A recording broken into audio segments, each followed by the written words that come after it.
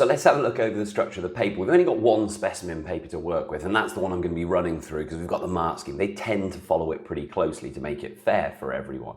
So in this specimen paper, you can see that we've got an hour and a half to get 80 marks. That is 80 marks in 90 minutes.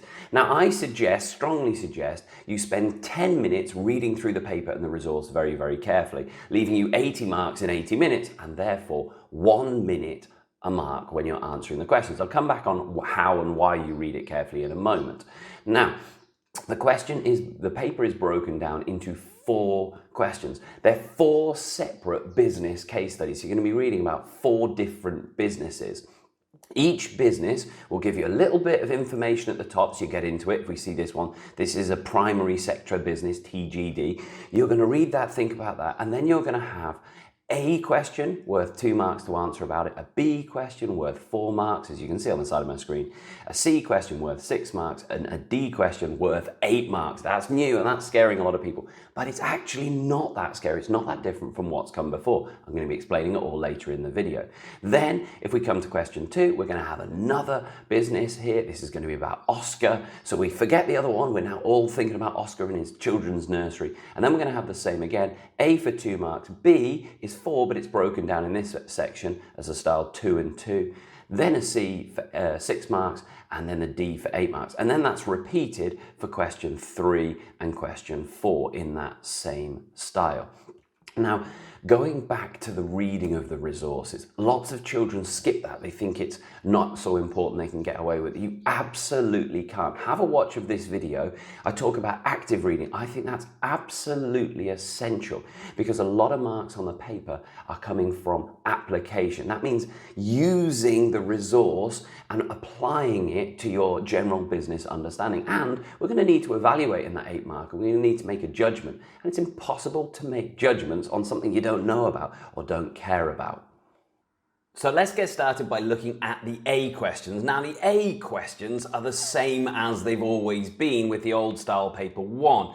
They are meant to be quick and easy. I'm going to run through each of the A's we've got in this specimen paper and it will give you a good run through. So the first are the define questions, exactly the same as in the previous syllabus. They are looking to prove that you have sat down and learned exact definitions. Little tip, if you get them from the Cambridge endorsed textbooks, if you learn those exactly, they're always going to give you 2 marks. If you get them off the internet, if they're pretty lengthy, they're good for 2 marks, but you don't ever want anything that's really, really short because they're going to be cynical and they're going to say, well, it's worth 1 mark, not 2 marks. Best advice though, not the one you want to hear, sit down and revise and learn all of those definitions. If it's in the syllabus, if the key term is in the syllabus, they can ask you to define it. If it's not in the syllabus, they can't. So the book also has extra words that aren't actually in the syllabus. If they're not specifically mentioned, they're not going to ask you to define it. So this first one, 1A on this specimen paper, we can see it's defined factors of production. That's straight from the mark scheme. That length, they say, would get the 2 marks. Then let's scroll down to the 2. Question 2A, we see it's another define question. These are quick, you either know them or you don't, you've learned them and hopefully you have learned them. You write down the definition and you get your 2 marks. Again, that's from the mark scheme, from the specimen paper, that's what they're looking for. Now, in the third question, if we scroll down, we're going to see in this one, they haven't really done this before, but they can. This one is, well, still kind of call it knowledge, but they're putting a calculation question in there and you're going to get 1 mark if you put the equation that's necessary, and you're going to get a 2nd mark for getting the answer right, although you could probably skip. If you got the answer right, you go straight to the 2 marks. But even if you got the answer wrong, you would still get your 1 mark for having learnt the equation. So there's still knowledge there, but essentially calculation question, nice and quick. Again, you either know it or you don't. Then we go on to 4A, well, this word then is identify. This isn't a define question. Identify 2 disadvantages, and that key term identify says we're not looking for length, we're looking for you to show off knowledge again. So get the answer down quick. This one says identify 2 disadvantages for the country where an MMC is located, and therefore Increased competition, that's all. You don't need a sentence. That is knowledge. It's learned. It's from the textbook. It's learned from the GPTs. If I put the link up, if you look on ECM Tutors, I've created there. That's going to get that. You either learn it, you know it, or you don't. All you need is put that down. You're going to get your 1 mark. The second one, again, these are from their specimen mark scheme, environmental damage. Don't waste time writing big, long answers.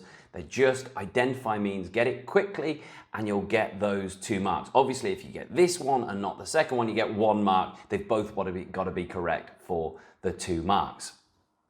Now let's have a look at the B questions. They come in about 3 different styles you need to be aware of, with the third one being the most important, I would say. So if we look at this question 2 has got it set out with this B being typically worth 4 marks, and they've broken it into 2 and 2. Now the 2 and the 2 here, you can see, are just like the A. So they've got a calculate question where you're going to calculate in the same way as if it was an A1, and then they've got an identify that you're going to deal with again in the same way as if it was an A question. So that's a 2 and a 2. Now the next way of doing it, if we jump down and we have a look at question 4, there we go. If we have a look at 4, now a little bit like the A questions, they've got identify, and they've got identify 4 reasons why some markets have become more competitive.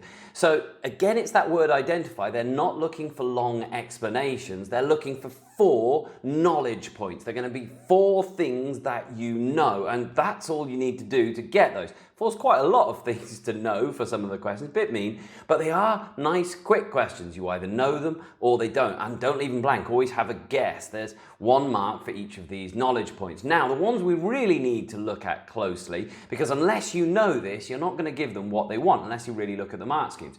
If we look at question 3B, it's also the same on 1B, there's 2 in this specimen paper. They look like this. Outline 2 reasons why it's important for HLC to have business objectives. Now, it doesn't really hint at it in the question, but we have to know by experience what they've done in the past and by the mark scheme that in this B question, actually the breakdown of the marks is there's going to be 2 marks for knowledge and 2 marks for application. And that's what you have to be aware of when you're writing it. So you go back and look at the other videos that I've made before. What is knowledge and what is application? But the application relates to the reading of the stem up at the top, the case study, that you've read it, you've thought about it in the same way we said before, and you've taken something from this resource up here. So if we have a look at my answers here, again, I've based it on the mark scheme they've given, but I've just added to it because I think they're a bit thin in places. But here we go. So 2 reasons why it's important. Well, we need to get our knowledge. An objective provides a clear target for HLC to work towards. That is straight knowledge. I've got it from the textbook. I've learned it. I've got my knowledge point there. Provides a clear, if I don't have my knowledge point, that's it. I'm not getting any more marks for that section. So that has to be learn and correct. That is correct. Then, so now what I'm looking to get, it feels like outline, what does that mean? Well, actually, we have to know, they're not really looking for depth of explanation here. They're looking for you to give application and link it back and make it relevant to HLC, this case study. So, which guides the business in the right direction when making chocolate. Now, it's the word chocolate there that has got me the application mark. That is very specific to HLC. We're not talking about a clothes shop, we're talking about HLC as a chocolate company, so the word chocolate has got it. With these B questions, you need to be aware. A long time ago, they used to say HLC, just saying the name of the company's application. They're not buying that anymore. No, that is an application. Equally, if it says anything actually in the question, doesn't say it here, but outline 2 reasons why it's important for the 80 employees or whatever, or the chocolate company HLC. Well, using the word chocolate wouldn't count as application. What we need to do is we need to make sure it's not in the question, and we make sure that it is in the stem, the information up at the top here that you've read, or related. Great if you can link it, and a good idea to put it in inverted commas to let the examiner know, hey, I really have read this. but it doesn't have to be directly lifted. It's always good if you can, but words to do with it, cocoa beans or anything to do that's showing you're really thinking about that business. So that's got me 2 marks for the first one, knowledge and application here. And then for the second one, let's have a look. It allows HLC to monitor performance. That's knowledge that I've learned it, I know it, of their 80 employees. Now, because it's the second point, I can't use the same application point twice. So I can't say chocolate again and get the marks. It has to be different. I can use, lots of people ask, you can use the same one that you've used in another part of the question, that you've used in C or D. That's fine, but you can't use the same application point. So you need 2 different points here. So here, my first one was for chocolate, my second one was for 80. I've pinched 2 bits, and that's going to get me the 4 marks there. Now let's have a look at the C questions. Now the C questions, they're actually pretty useful because they're exactly the same style of the old D questions. So if you're thinking, where do I get the practice? You're a teacher trying to find practice questions. You can look back at all the old style D questions because they're exactly the same thing. You can therefore watch this other video up here from the old style and skip to the D section because it's all relevant. They're C now, but they were the D questions. So if we have a look at this, they're all the same style across the 3 of them. I'm just going to run through one of them here. But in this question, it says explain one advantage and one disadvantage of ZRE using emails to communicate with its suppliers. Now we need to go back up and read about ZRE, this fashion company. I'll hover it there for a moment so you can have a look or pause the video. But then with these C questions, what are we looking for? Well, we're looking for knowledge. They're looking for knowledge, then they're looking for application, then they're looking for analysis, higher level skill. And then the second part here, they're going to be looking for the same. We need to be thinking about this and writing it. They're going to have knowledge, they're going to have application, and then they're going to have analysis in here. So if we have a look at this, and again, watch the other video because it explains it in more detail, but if we look at one advantage here, we need to know something of using emails. If you're not sure on your content, have a look at the content videos that I've got on the website. I explain all of this section in the Unit 2 videos. You can have a look at that. But emails, in short, there is a written record. That is knowledge, that is learned, that is a fact, and that unlocks the following 2 marks available for the first part of this question. If it's wrong, forget it, you're not getting any more marks. It's not correct. But that has unlocked, so now the examiners are saying, right, that's right, they've got 1 mark for knowledge. Now, have they got application and have they got analysis? So straight away, I'm trying to give it to them. As ZRE has 2,700 shops, and if you have a look, I've taken that from up here. So straight away then, I've got knowledge, I've got my application here. Now the examiner is only looking for the analysis. This is where it relates, this high-level skill, chain of analysis. You must watch the chain of analysis video if that's the first time you've ever heard it. Again, I'll put a link and write it in the comments, and I've got an app that you can play on with a GPT that's created, but you must understand this chain of analysis, causes and consequences. Watch that, it'll make sense of this, but that's what I've done here, and I only need 1 mark from this. I only need 1 mark from this analysis, but because I don't want to risk it and it's not that difficult, I'm going to really belt and braces, really cover myself and make sure it's there. So as ZRE has 2,700 shops, application, it will often be placing large and costly orders.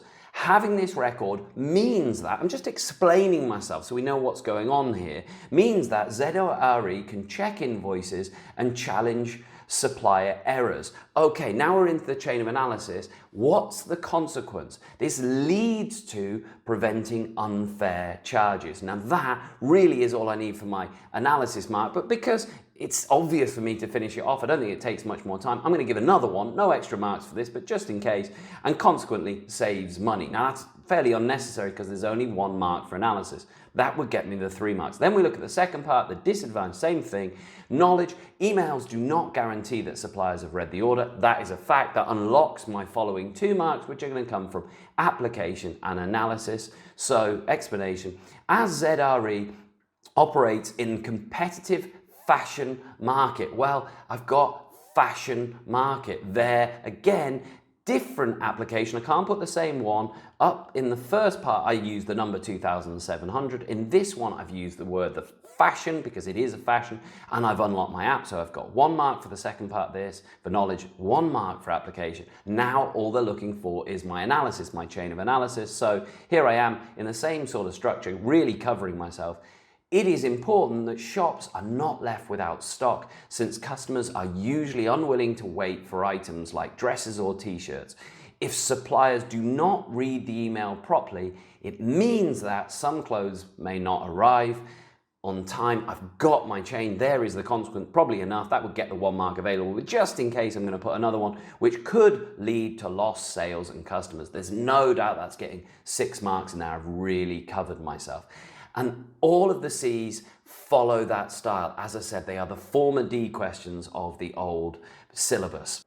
And finally, we're going to be looking at the D questions. Now, I know probably lots of you have skipped in the video. This is the one you're scared about the most. 8 marks. My students are saying, how are we going to write 8 marks in paper 1? I thought that was paper 2.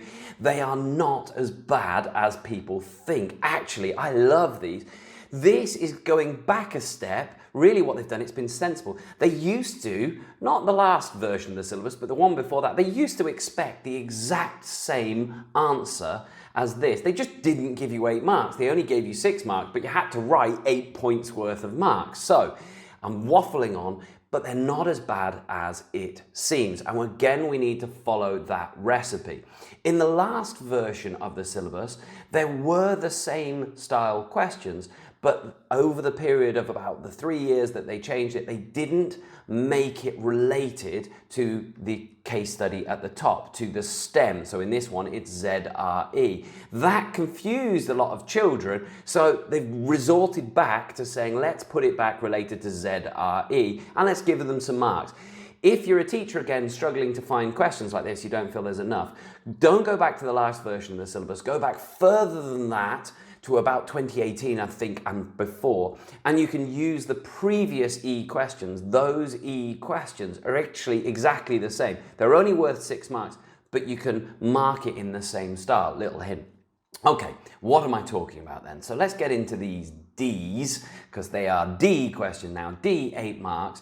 Explain 2 methods of training ZRE might offer its employees to help them provide a good customer service, which is likely to be the best method for ZRE to use. Justify your answer. So now we're getting evaluation. I love this. This is where you need to have thought and you need to have an opinion. And it's much easier to have an opinion about the resource rather than previously just about anything. Now we can read it and we say, okay, they're going to give you 2 options. Which is better, method 1, method 2? If you watch my old video for the previous E questions, you'll see there are roughly different styles, but you all approach in the same way. They're going to give you 2 options. Should they do it yes, no, conclusion? Or should they use this option, method 1? Should they use method 2? And then conclusion. So different styles, but all looking towards 2 options and a conclusion, and then we need to weigh them up. So then if we break down the mark scheme of the 2 options, this first paragraph, we're looking in here now, because it's 8 marks, much better, we should be aiming to get knowledge, application and analysis in this first paragraph. In the second, we're looking to get knowledge, application and analysis in this. And then we come on to the final section where we're looking for evaluation and evaluation. Now, what that means is that if we take away the justification, that essentially the D is exactly like the C question from the previous section. This is just a C question then. Knowledge, application, analysis, knowledge, application, analysis. That would be like the previous. The only difference between the C and the D is now they're tagging on a conclusion where you've got to get these 2 evaluation marks. So you can write the first part in almost the same way as the C.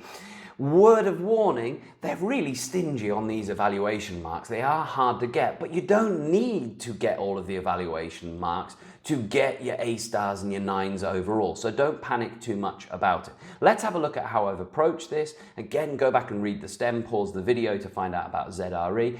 But before I'm writing this, I want to know the answer. Which is better? What are my 2 methods and which do I think is better? Because I've got to be passionate and convincing about this. Here we go then. So method one, off-the-job training. Well, that's knowledge. They asked me for a method of training. Off-the-job training is a method that I know, I've revised, I've watched the video. Again, one of the videos I've made on this, you can watch it if you're not sure what that is, but that is knowledge. That's unlocked the other 2 marks that are allowed for this section. So off-the-job training knowledge means that all workers across the 2,700 shops application, even though I've used it in the C question, that doesn't matter, that's a different question, so I'm fine to use it here. So at this point, I've got my knowledge, I've got my application in the 2007 shops would receive the same training, which leads to, I'm going to the consequence of this chain of analysis, to standardized service. That is the consequence of them all receiving the same consistent training. So that would be 3 marks there. Knowledge for off the job, application for the 2,700, and then chain of analysis, which leads to, gives me an analysis mark. So I've got 3 marks there already. Secondly, I go to then method 2, same thing I'm going to do, on the job training, another knowledge mark, because that's another method of training that I just know, means that all the 9,000 employees, there's application taken from the resource at the top. Again, different to this one and not used in the in the question exactly. So I'm fine to use it. So that will give me application. On the job training knowledge means that 9,000 employees application can be trained while at work. So ERP would not have to pay travel expenses. Now I need my analysis, which leads to, this means that my consequence of this, reduce costs. So I've got another analysis mark there. So I've got 6 marks, treating that in exactly the same way as the C question. All I need now is my 2 evaluation marks, the trickiest ones on the paper. Let's have a look at how I've approached that. So I put my 2 options here, and I've now got to weigh up which is the best. Which one do I think? I've said they could use off the job, they could use on the job, but which do I think is better? Now, I like to use this, if you watch the other video that I've done, I like to have the although in there. I think we should cancel out, because if you tell someone, hey, you could do this, you could do this, I think you should cancel one side, because that's going to strengthen the other side. So I like to use this although, but I need to be aware that they're really looking for this depth of discussion. So let's have a look. Overall, ERP should use off-the-job training. Answer the question. I must answer it. If not, they're left going, I don't know which one they wanted. Forget it, you're not getting any evaluation. So I've made a clear conclusion, justification. I've justified, answered it. Although on the job is cheaper, which is what I said here, customer service is too important for ERP to make decisions based solely on cost. Now that I'm cancelling, because I said up here, hey, it's expensive, but I'm cancelling one side of the argument. And now I want to strengthen it. And I want to put 2 in the chain of analysis here, ideally, although I think I should get an evaluation mark for this cancelling here. I'm really covering myself. Whereas customers expect standardized customer service from fashion multinational companies. So I've really strengthened this side of the argument. Now, what's the consequence? This is the real evaluation here, where I think it's good to put 2 in the chain of analysis. I know this is an evaluation mark, not analysis, but you're really pushing that point. Why is that important? Well, leading to more satisfied customers, and I think that would 100% get you an evaluation mark, greater brand loyalty, and then if I didn't have it already, which I probably feel I should have, evaluation, consequently offsetting the higher training costs. That's the trickiest thing to follow a recipe on. I'm trying to give you a recipe of talking about although, whereas, and leading to, and consequently. Trickiest thing, because evaluation isn't all about following a recipe. You're writing with passion. But follow that as much as you can, and you should be there to get top marks on the paper. It's all going to need a bit of practice. Any questions, write them in the comments below, and I hope it helps.